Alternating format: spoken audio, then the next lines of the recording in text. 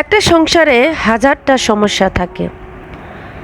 যত সমস্যায় থাকুক না কেন, স্বামী স্ত্রী যদি দুজনের মতামত এক থাকে তাহলে কিন্তু সেখানে যত রকমের অভাব বা কষ্ট আসুক না কেন সুন্দরভাবে হ্যান্ডেল করা যায়।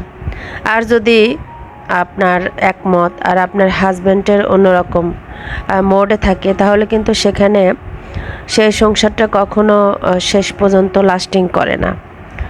তাই বলছি, সংসার টিকে থাকতে হলে কিন্তু দুজনেরই দায়িত্ব অপরিসীম। হ্যালো এভরিওয়ান, আসসালামু আলাইকুম। আমি স্বপ্না বলছি চট্টগ্রাম থেকে। কাছে দূরে দেশ এবং দেশের বাইরে থেকে যে যেখান থেকে আমার এই ব্লগটি কন্টিনিউ করছেন, আশা করি আল্লাহর রহমতে আপনারা সবাই ভালো আছেন, সুস্থ আছেন। প্রতিদিনের মতো নতুন আরেকটি ব্লগ স্টার্ট করে দিলাম, আশা করি ভালো লাগবে। আমি এর আগে একটা ব্লগ ভিডিও তৈরি করছিলাম, সেটা আমি ইউটিউবে আপলোড করেছি, কিন্তু দুঃখের বিষয় পেজে আপলোড করার পর না সেটা আর হচ্ছে মানে অর্ধেক যাওয়ার পর আমি নিজেই কেটে দিয়েছি। তো আমার কাছে ভীষণ খারাপ লাগতেছে যে না জেনে না শুনে কাজ করলে এরকমই হয়। তো কেমন আছেন আপনারা সবাই? আমি তো জানি না কে কে আমার এই ব্লগটি দেখছেন বা এখন পর্যন্ত কে কে আছেন। যে যেখান থেকে দেখতেছেন সবার জন্য মন থেকে দোয়া রইল। আল্লাহ আপনাদের সবাইকে ভালো রাখুক, সুস্থ রাখুক। সব সময় কিন্তু এই দোয়াই করি, আপনারাও কিন্তু আমাদের জন্য দোয়া করবেন। আর যেই দেখেন না কেন প্লিজ ভিডিওতে একটা লাইক আর কমেন্ট রেখে যাবেন। তো আপনারা অনেকে তো দেখেন কিন্তু লাইক দিতে চান না, কমেন্ট করেন না, আসলে মন অনেক খারাপ হয়। দেখেন অনেক কষ্ট করে ভিডিও তৈরি করি, দেখতে দেখতে ভালো লাগবে, কিন্তু আপনার একটি লাইক এবং একটি কমেন্ট আমার ভিডিওর অনেক ইম্পর্ট্যান্ট এবং সামনের দিকে এগিয়ে নিয়ে যেতে সাহায্য করে। তো ভালো কাজ করেন, আল্লাহ খুশি হবে। আর আমি তো সবসময় আপনাদের জন্য দোয়া করি, তাই না? আমার এই ব্লগগুলো আগে ছিল, তো মোবাইলের মধ্যে একদম জাম হয়ে আছে। তো আসলে আমি তো সময় মেনটেন করে ভিডিও আর দিতে পারি না, কারণ অনেক ব্যস্ত থাকি। সংসারে কাজকর্ম, তারপর ছেলে মেয়ে হ্যান্ডেল করা, নিজের অনেক সময় অসুস্থ থাকি, সব মিলিয়ে না ভিডিও দেওয়া আসলে হয়ে ওঠে না। তো কতদিন দিতে পারবো বুঝতেও পারতেছি না। অনেক কষ্ট ইউটিউবে কাজ করা, অনেক ধৈর্য, অনেক পরিশ্রম, জানি না আসলে ভাগ্যে কী আছে। তো যাই হোক, অনেক কষ্টের পর যদি ভিডিওতে ভিউ না হয় তাহলে মন খারাপ হয় আর করতে ইচ্ছে করে না। শুধুমাত্র আপনাদের সাথে একটু মানে কথা বলার জন্য বা কেমন আছেন সেই জন্য, এছাড়া আর কিছু না। যাই হোক, হচ্ছে আমি তো সকাল থেকে ভিডিওটা স্টার্ট করছি। নাস্তাটা কমপ্লিট করার পর রান্না তো করতে হবে। ভীষণ মজার একটি রান্না, কাঁঠালের বিচি দিয়ে চিকেন রান্না করলাম। আসলে সবসময় তো আমি রান্নাই দেখাই, তো নতুন করে আর কি বলবো বলেন? একটু ভালোভাবে দেখলে আপনারাও শিখতে পারবেন। তো যাই হোক, যারা নতুন আছেন তাদের জন্য কিন্তু আমার এই ভিডিওগুলো অনেক ইম্পর্টেন্ট। আর যারা হচ্ছে পুরাতন আপুরা বা জানেন, তারা হচ্ছে হয়তো বা শখের বসে দেখেন। তো একটা ভিডিওর মধ্যে অনেক কিছুই থাকে, চাইলে কিন্তু আপনি সময় করে দেখলে অনেক কিছুই বুঝতে পারবেন, শিখতে পারবেন। যাই হোক, আলহামদুলিল্লাহ রান্নাবান্না তো হয়ে গেল। আর এত মজার ছিল এই চিকেন বিরিয়ানিটা, আমার মেয়ের জন্য করেছি। ও একটু অসুস্থ ছিল, আসলে একটু বিরিয়ানি খেতে চাইছিল, তাই অল্প করে বানিয়েছি। আর এই তো সালাদ আছে, তারপরে তো দেখেন সুন্দর করে ছোট আলু দিয়ে আমি হচ্ছে মাংসটা রান্না করেছি, চিকেন আর কি। আর এই যে ভাজিটা এত লোভনীয় লাগছে আর মজাও হয়েছিল। শাক হলে তার কোনো কথাই নাই। যাই হোক, আপনাদেরকে যদি খাওয়াতে পারতাম আমার কাছে অনেক ভালো লাগতো। আমার সংসার জীবন আসলে নিজের কাজ যেহেতু নিজেই করি, আর সকাল হতে রাত পর্যন্ত অনেক ব্যস্ত থাকি। তো ফুল ভিডিও যদি দেখাই তাহলে অনেক বড় হয়ে যাবে, তাই একটু একটু করে কেটে ভিডিও তৈরি করি, তারপর অনেক বড় হয়ে যায়। আমার আপুরা ভাইয়ারা তো দেখতে চান না বড় ভিডিও, তো কোনটা রেখে কোনটা দেখাই সেটাও আসলে খুঁজে পাই না। যাই হোক, তারপরে কষ্ট করে একটু আপনারা দেখে নেবেন, আর কেটে কেটে দেখলে কিন্তু ক্ষতি হয়।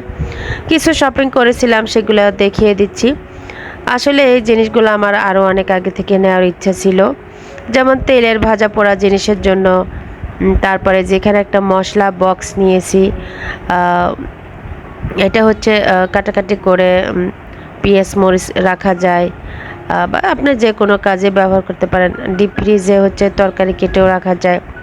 আর এই যে মগটাও নিয়েছি, তো এই হচ্ছে শপিংগুলো আবার আগেরই ছিল, কিন্তু দিব করে হয়ে উঠছিল না। তো আজকে হচ্ছে আপলোড করলাম, আপনারা কিন্তু দেখে নেবেন। তো যাই হোক, সংসারে তো কেনাকাটার কোনো শেষ নাই, যেটা দেখি সেটা ইচ্ছা করে, তবে আগের মতো আর তো নিই না। তো যাই হোক, কেমন হয়েছে আমার আজকের এই কেনাকাটাগুলা আপনারা কিন্তু কমেন্ট করতে পারেন। আমরা নারীরা আসলে চাহিদার কোনো শেষ নাই। তো যাই হোক, রান্নাঘরের জিনিস যেটা দরকার এখন আমি সেটাই নেই, অবহেল্য কোনো জিনিস আর কিনি না। তো আর এই যে পাতাটা দেখেন, আমার কাছে এক দেখাতে ভীষণ ভালো লাগছিল, তো তাই নিয়ে নিলাম। আসলে সবুজ কালারের যে কোনো জিনিস না ভীষণ ভালো লাগে। আর এই যে চুড়িগুলা কিন্তু আমার কাছে ভীষণ ভালো লাগছিল, এক দেখাতে এটাও আমি নিয়ে নিয়েছি।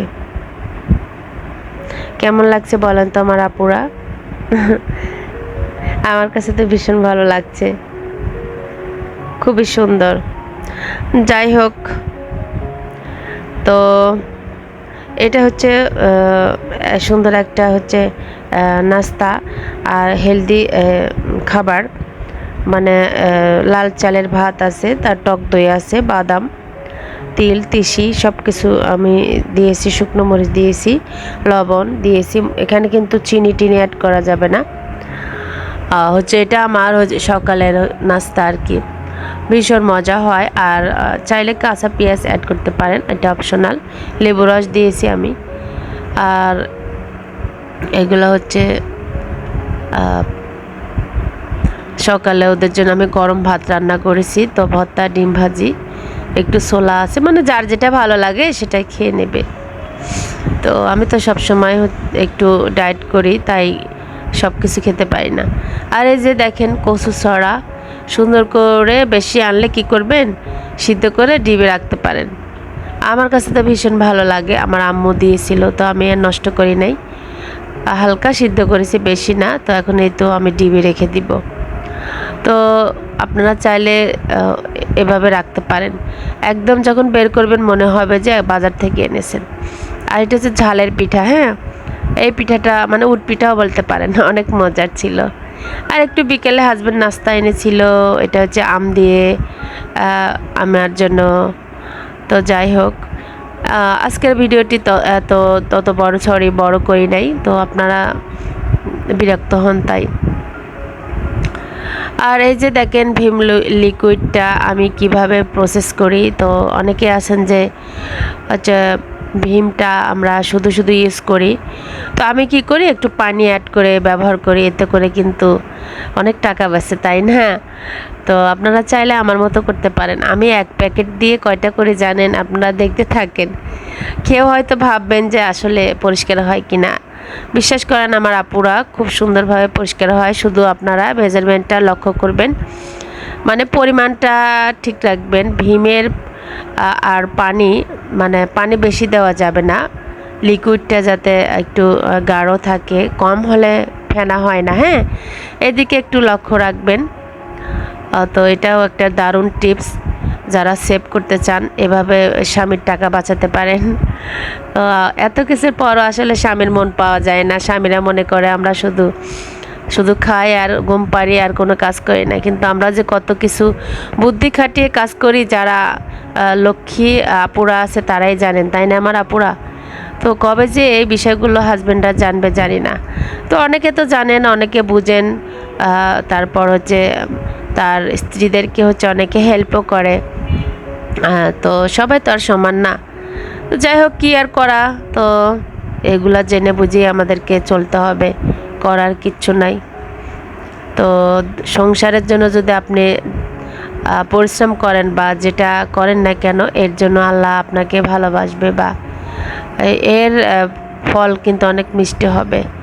তো যাই হোক, কথায় ভিডিওর একেবারেই আমি শেষ প্রান্তে চলে এসেছি। এখন হচ্ছে লাস্ট একটা রেসিপি, মানে এটা হচ্ছে বিকেলের নাস্তা। তো আমি না সেমাই, সাবুদানা, চিনি, গুঁড়া দুধ, তারপর এখানে কি আছে, কিশমিশ সব কিছু একসাথে রেখে দিয়েছি। এখন আমি তো আপনারা চাইলে মানে ঘি দিয়ে, আমি তো ঘিও দিলাম তাই না, কথায় কথায় ভুলেও গেলাম। যাই হোক, হালকা ভেজে দিলে হয় কি মজা লাগে, ঘ্রাণ হয়। তো নারকেল কোড়া দিয়ে দিলাম, তো দুধ দিয়ে এই তো আমি এখন এটা নামিয়ে ফেলবো। এই ছিল আমাদের বিকেলের নাস্তা, আমরা সবাই মিলে এখন খেয়ে নিব। ভীষণ মজার হয়, চাইলে ট্রাই করতে পারেন। তো একেবারে ভিডিও শেষ পর্যায়ে চলে এসেছি।